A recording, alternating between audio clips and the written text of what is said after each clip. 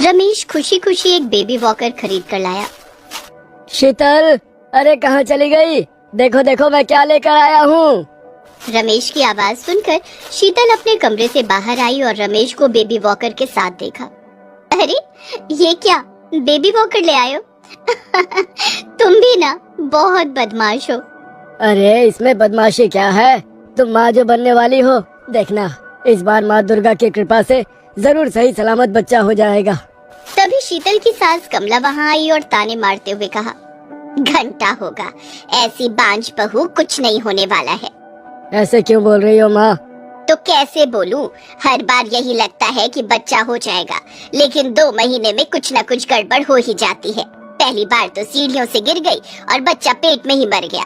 दूसरी बार ऐसे ही मिसकैरेज हो गया और तीसरी बार तो 5 महीना हो गया था, लेकिन फिर अचानक से बीमार पड़ गई और फिर से बच्चा नहीं हुआ। पता नहीं पिछले जन्म में कौन से पाप किए थे मैंने, जो इस जन्म में ऐसी बहू मिली है। ये सब सुनकर शीतल रोने लगी। इसमें मेरी क्या गलती है माँ? मैंने तो जानबूझकर कुछ नहीं किया। शीतल तुम क्यों रो रही हो? हाँ, अब रोना धोना शुरू हो गया। यही तो आता है तुम्हें, काम तो ढंग से कर नहीं सकती हो, बस रोती हो और मेरा बेटा बेचारा फंस जाता है। ऐसा झगड़ा तो घर में हर रोज होता था। शीतल माँ नहीं बन पा रही थी। हर बार कैसे भी करके उसका बच्चा पेट में ही मर जाता था और उस वजह से उसकी सास उसे दिन रात ताना मारती थी। ताना सुनते सुनते शीतल के कान दर्द होने लगे थे। शीतल हर रोज माँ दुर्गा की पूजा करती थी और पूजा के वक्त उसकी आंखों से आंसू गिरते थे। हे दुर्गा माँ, मैं क्यों माँ नहीं बन पा रही हूँ? क्या कमी है मुझ में? आप ही बताओ न दुर्गा माँ, आप भी तो माँ हो। मैं भी माँ बनना चाहती हूँ। मैं भी चाहती हूँ एक हंसता खेलता बच्चा मेरी गोद में आए। मुझसे कोई पाप हो गया है क्या दुर्गा माँ? मुझे कुछ समझ नहीं आ रहा है। तीसरी बार बच्चा न होने के बाद रमेश शीतल को लेकर एक अच्छे से डॉक्टर के पास गया। शीतल, ये शहर के सबसे बड़े डॉक्टर हैं, अब यही कुछ कर सकते हैं। हाँ, यही हमारी आखिरी उम्मीद है। डॉक्टर ने ढेर सारा टेस्ट करने के लिए दिया। रमेश के हजारों रुपए खर्च हो गए। टेस्ट का रिजल्ट देखने के बाद डॉक्टर ने कहा, नहीं, कुछ प्रॉब्लम तो नजर नहीं आ रहा है, सब कुछ परफेक्ट है, फिर बार बार मिसकैरेज क्यों हो रहा है? वही तो मुझे पता नहीं चल रहा है डॉक्टर साहब कि मैं ऐसा क्या गलत कर रही हूँ। देखिए, ऐसा कभी कभी होता है, इसी को हम बदनसीबी कहते हैं। इसमें हम डॉक्टर लोग कुछ नहीं कर सकते। अब तो सब कुछ भगवान भरोसे है। ट्राई करते रहिए, एक ना एक दिन ये बदनसीबी जरूर चली जाएगी। रमेश ने अपनी माँ को ये सब बताया तो वो फिर से शीतल पर चढ़ गई। मैं तो कब से कह रही थी कि जरूर इस लड़की ने कुछ पाप किया है, इसी वजह से हो रहा है ऐसा। इसे घर से दूर करना पड़ेगा, तभी कुछ होगा। बेटा, मैं तेरी दूसरी शादी करवाऊंगी। नहीं माँ, ये क्या कह रही हो? मैं शीतल से प्यार करता हूँ। हाँ, इस प्यार के चक्कर में ही मेरा वंश आगे नहीं बढ़ेगा। एक बेटा तो दूर, एक बेटी तक पैदा नहीं कर पा रही है ये बांझ। शीतल रात को बहुत रोने लगी। रमेश उसे गले लगाकर समझाने लगा। ऐसे ही वो रात बीत गई। एक हफ्ते बाद शीतल अचानक से उल्टी करने लगी।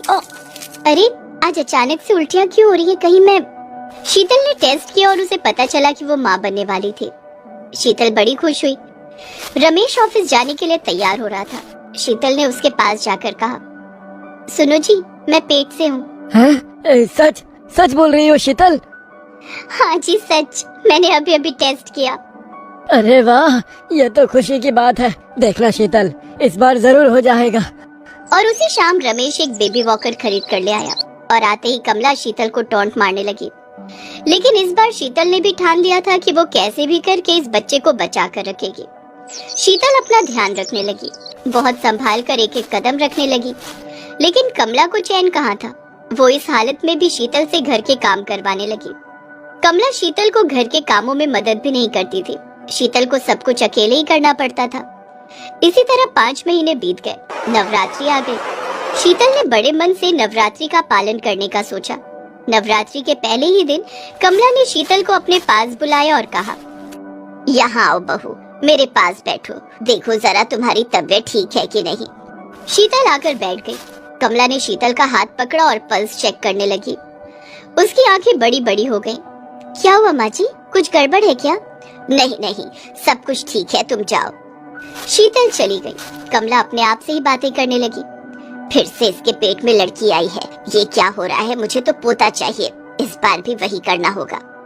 उधर शीतल मन लगाकर नवरात्रि का पालन कर रही थी और यहाँ कमला प्लान बना रही थी। पूजा खत्म करने के बाद शीतल प्रसाद खाती थी। शीतल आंख बंद करके पूजा कर रही थी, तभी कमला चुपके से वहां आई और प्रसाद में चुपके से कुछ मिला दिया। पूजा खत्म करने के बाद शीतल ने प्रसाद खाया और उसके कुछ देर बाद ही उसे चक्कर आने लगे। अरे ये क्या हो रहा है? पिछली बार भी ऐसा ही हुआ था, कहीं फिर से। शीतल बात खत्म नहीं कर पाई, वो बेहोश हो गई। रमेश दौड़ते हुए घर आया और उसे लेकर अस्पताल गया। वहां पता चला कि बच्चा फिर से मर गया है। रमेश अंदर से टूट गया। शीतल के मुंह से एक आवाज नहीं निकली। वो दोनों वापस घर आ गए। कमला फिर से शुरू हो गई। कहा था मैंने, ये लड़की अपशगुनी है, इसे बच्चा नहीं हो सकता, ये बांझ है बांझ, इसे दूर करो इस घर से। रमेश आज अपनी माँ को चुप होने के लिए भी नहीं कह रहा था। शीतल को इतना बड़ा शौक लगा था कि वो कुछ बोल भी नहीं पा रही थी। तभी अचानक से कुछ हुआ। बेबी वॉकर अपने आप चलने लगा। रमेश ने देखा कि उस बेबी वॉकर के अंदर एक छोटी सी बच्ची चलते हुए शीतल के पास आ रही है। माँ, मुझे अपनी गोद में उठा लो ना माँ। सभी चौंक गए। कमला ने कहा, ये क्या, तुम्हारी बच्ची तो मर गई थी, तो फिर ये कहाँ से आई? बच्ची मर गई थी? माँ जी, आपको कैसे पता कि वो लड़की थी? कमला चौंक गई। वो कुछ नहीं, मैंने तो बस ऐसे ही बोल दिया। नहीं नहीं माँ, ऐसे ही कैसे बोल दिया? आपको पता कैसे चला? हमें तो नहीं पता था। तब अचानक से वो बच्ची बोलने लगी, क्योंकि कमला ने ही मेरी हत्या की है।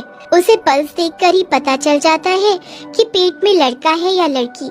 उसने सिर्फ मुझे नहीं, इससे पहले मेरी 3 बहनों को भी मारा है।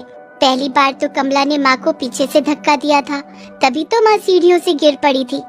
कमला को पोती नहीं चाहिए थी, इसीलिए कमला ने हर बार पेट के अंदर ही हमें मारा है। सभी चौंक गए। कमला गुस्सा हो गई। कौन है तू? तेरी इतनी हिम्मत? कमला उस बच्ची को मारने के लिए दौड़कर आगे आई और वो बच्ची दुर्गा माँ में बदल गई। तू मुझे मारेगी कमला? कमला वहीं रुक गई और दुर्गा माँ ने उसे भस्म कर दिया। पापी कमला को सजा मिली। दुर्गा माँ ने शीतल को उसकी 4 मरी हुई बेटी लौटा दी और उसके बाद सभी खुशी खुशी रहने लगे।